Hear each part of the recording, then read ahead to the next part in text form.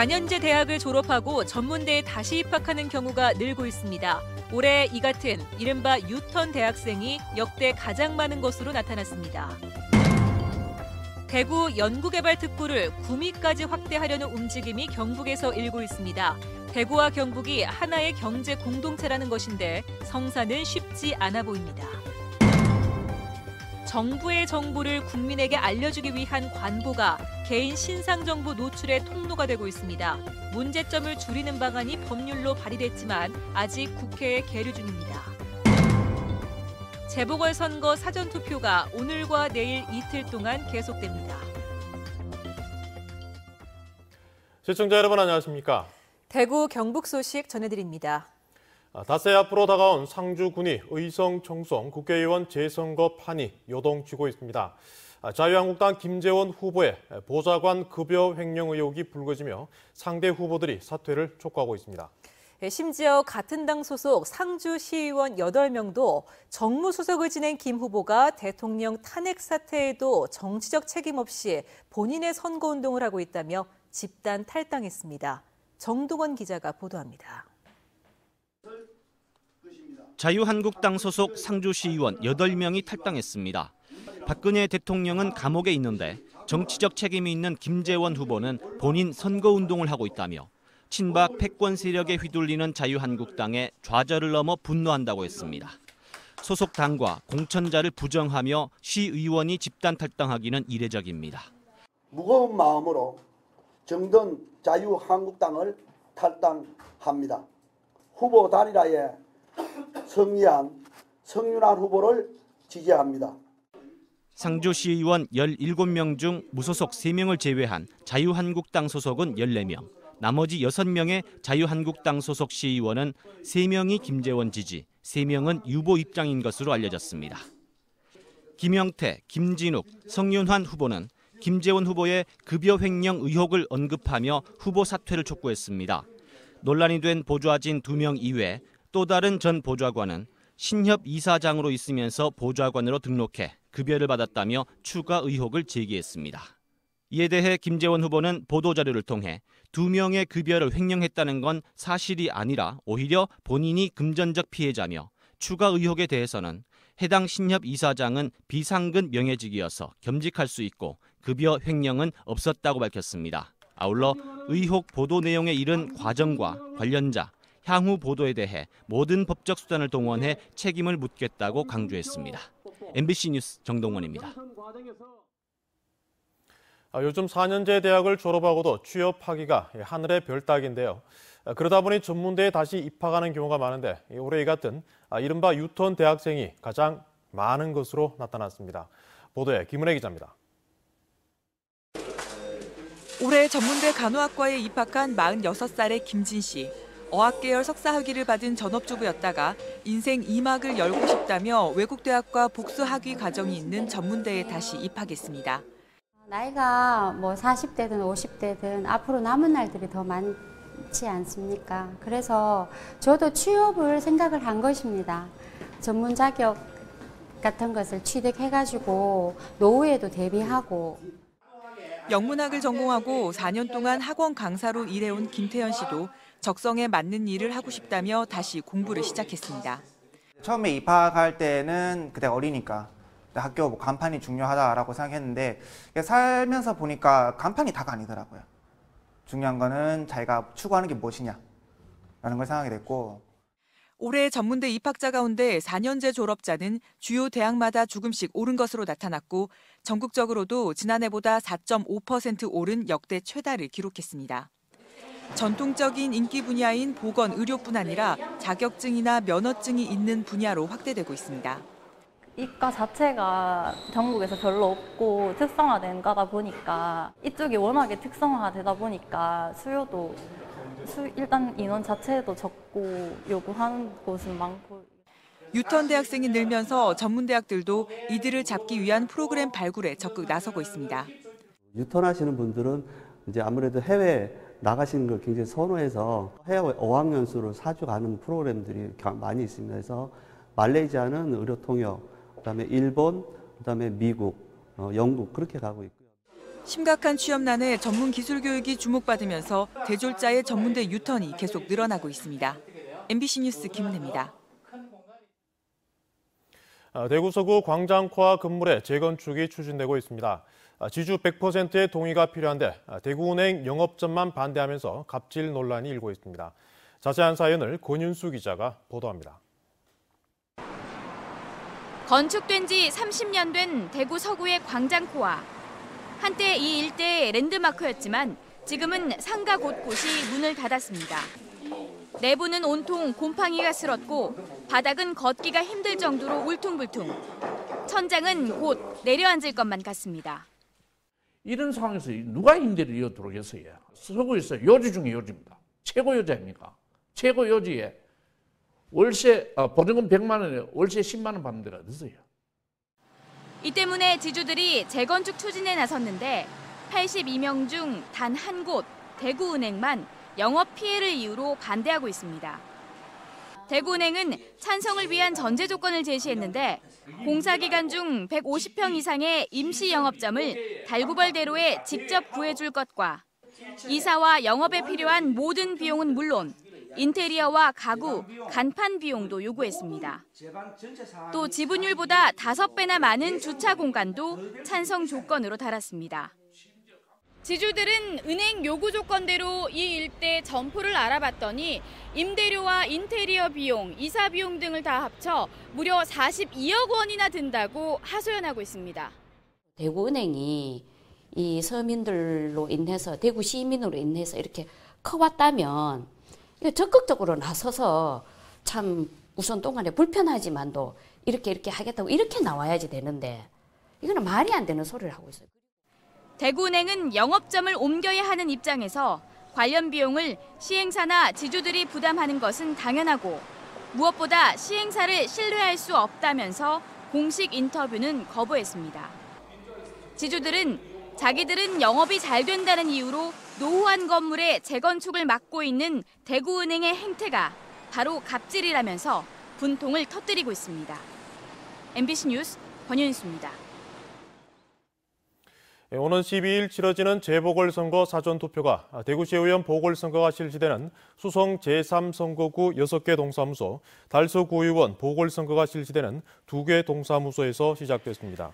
경북은 국회의원 재선거 사전투표소 58곳, 구미시의원과 7곳 군의원 보궐선거 사전투표소 6곳 등 64곳에서 실시되고 있습니다. 사전투표는 내일까지 이틀 동안 오전 6시부터 오후 6시까지 진행됩니다. 개인정보 유출 문제가 심각한 사회 문제로 떠오르고 있는데요.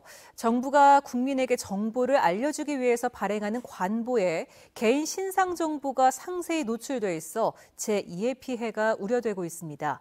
신병철 기자가 취재했습니다. 간통죄로 처벌받았던 사람들이 재심을 통해 무죄가 확정돼 형사보상금을 받게 되면 관련 내용이 관보에 실립니다. 실명은 물론 주소와 사건 번호 등이 그대로 실려 있습니다. 사회적 통념상 비난 가능성이 높은 죄목이어서 당사자에게는 사회적 낙인이나 다름없습니다. 정부는 휴무일을 빼고 이런 관보를 매일 발행하고 있고 2010년부터는 인터넷 전자관보도 도입했습니다. 하지만 개인 신상과 관련된 상세한 내용이 이처럼 무분별하게 노출되고 있는 것입니다. 형사소송법에 그렇게 돼 있어서 이제 법원에서 이제 그 결정이 나면 저희한테 관보에 게재를 하도록 그렇게 해왔거든요. 이것뿐만이 아닙니다. 최근 관보에 실린 검찰 공고의 경우 압수한 물품을 돌려주는 내용이지만 피고나 피의자의 실명이 그대로 나와 있습니다. 이처럼 개인정보 유출에 대한 걱정이 커지고 있지만 현재로서는 뾰족한 방법이 없습니다. 그런 것은 저희도 어쩔 수가 없어요. 일단은 저희가 간부 게재를 해야 되니까 그런 건 내용까지 보호를 할 수는 없거든요. 관련자들의 강한 반발로 당사자가 원치 않으면 관련 내용을 공개하지 않도록 하는 개정안이 국회에서 발의됐지만 아직 계류 중입니다. 구글 등 인터넷 검색을 통해 개인 전화번호까지 찾아내는 요즘 관보에 실린 개인 신상 정보는 자칫 범죄에 악용될 수 있어 대책 마련이 시급해 보입니다. MBC 뉴스 신병철입니다. 봉화 석포제련소 주변 토양 오염에 대해 정부 차원의 첫 오염원 규명이 이뤄졌습니다. 제련소 영향이 큰 것으로 밝혀졌는데 토양 오염은 물론 주민 건강에도 심각한 영향을 끼친 것으로 조사됐습니다. 엄지원 기자입니다.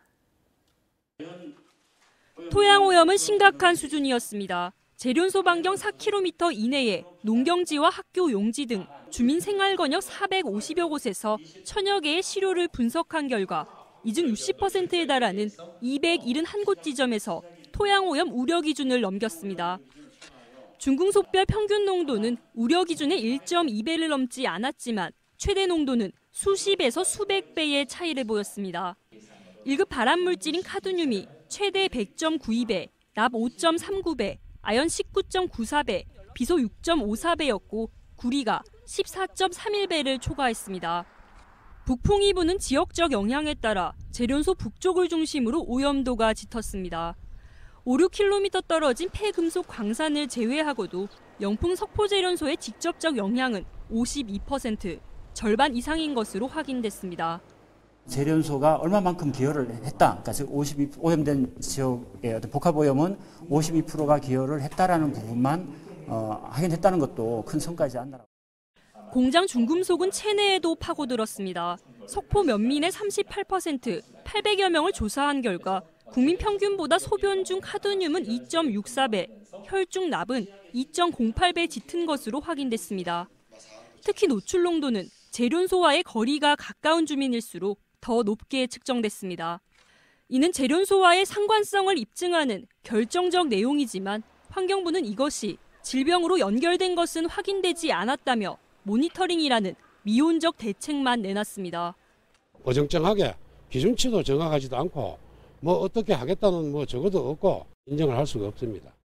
이번 환경부 조사 결과를 근거로 먼저 경상북도와 봉화구는 제련소 측의 토양 정화를 명령할 예정입니다. 또 지자체와 주민, 전문가, 영풍 쪽 관계자가 포함된 민관 협의체를 구성해 향후 조치 방안을 결정하게 됩니다. MBC 뉴스 엄지연입니다. 대법원 특별 3부는 상신브레이크 해고 노동자 5명이 중앙노동위를 상대로 제기한 해고 무효 재심 청구 소송에서 지회장 이모 씨를 제외한 4명의 해고가 부당하다는 1, 2심을 최종 확정했습니다. 또 당시 노조의 파업 철회 의사가 노동청을 통해 전달된 뒤에 진행된 사측의 직장 폐쇄는 위법이라며 해당 기간의 임금을 소급 적용해 지급하라는 판결도 내렸습니다. 기업 경쟁력 강화를 위해 만든 대구 연구개발특구를 구미까지 확대하려는 움직임이 경북에서 일고 있습니다. 대구와 경북이 하나의 경제 공동체라는 인식에 따른 시도인데 쉽지는 않아 보입니다. 박재영 기자가 취재했습니다. 공작기계와 전기차 충전기 등을 생산하는 지역의 한 업체. 기술 개발을 위한 자금 조달이 항상 고민이다 보니 급변하는 시장 환경 대응에 어려움을 겪어왔습니다. 하지만 대구연구개발특구의 자금 지원으로 새로운 장비를 생산해 매출 신장 효과를 톡톡히 보고 있습니다. 자금에 대한 부담 없이 충분한 기술력을 가지고 개발할 수 있는 그런 여건을 특구에서 마련해 준 것으로 보시면 되겠습니다. 연구개발과 비즈니스 기능이 결합된 IT 융복합 클러스터 구축을 목적으로 지난 2011년 지정된 대구연구개발특구. R&D 연구기술개발 자금 지원, 각종 세제 혜택 등으로 기업들의 경쟁력은 차츰 강화되고 있습니다. 제조업 경기 불황에 허덕이는 경상북도가 대구 특구를 구미로 확대하려는 이유입니다. 구미 경제가 잘 돼야 이게 대구도 살 수 있거든요. RA 특구가 좀 구미도 어렵잖아요. 그러니까 좀 이게 같이 하면 좋은데. 하지만 특구를 구미로 확대하기 위해선 우선 대구시의 동의가 필수입니다. 대구 경북 상생협력과제에 포함시키자며 경상북도는 적극성을 띠는 반면 대구시는 협의가 더 필요하다는 입장입니다. 원래 그 연구개발 특구가 가지고 있는 어떤 취지라든지 그다음에 어떤 장소적 문제라든지 허울뿐이라는 지적을 받아온 대구 경북 경제 상생이 대구연구개발특구 구미 확대안에 해법을 제시하면서 새로운 지평을 열 수 있을지 주목받고 있습니다. MBC 뉴스 박재영입니다. 경북소방본부는 이달부터 연말까지 초등학교 학생들의 수학 여행에 119 대원이 동행하기로 했습니다. 119 대원은 장비와 의약품을 준비해 수학 여행 차량에 동승해서 안전 확보와 유사 상황 시 긴급 구호, 부상 학생 응급 처치 등을 담당하게 됩니다. 대구 달서경찰서는 지난달 31일 오후 8시 반쯤 달서구청에 들어가 당직 근무 중이던 공무원 49살 우모 씨를 주먹으로 때려 골절상을 입힌 혐의로 31살 이모 씨를 불구속 입건해 조사하고 있습니다. 전국 공무원 노조 달서구 지부는 평소에도 여러 부서에 악성 민원을 제기한 이 씨가 공무원을 폭행한 것은 묵과할 수 없다며 엄중 처벌을 요구하는 탄원서를 경찰에 제출했습니다. 대구지방법원 제1형사부 손현찬 부장판사는 사드 배치철의 성주투쟁위원회가 성주경찰서장을 상대로 낸 골프장 접근 제한 조치 정지 신청을 받아들였습니다. 법원은 내일 오후 열리는 사드 배치 반대 평화대회 참가자들이 성주골프장 정문에서 100m 밖까지 접근할 수 있다고 결정했습니다. 네, 지금까지 대구와 경북 소식 전해드렸습니다. 시청해주신 여러분 고맙습니다.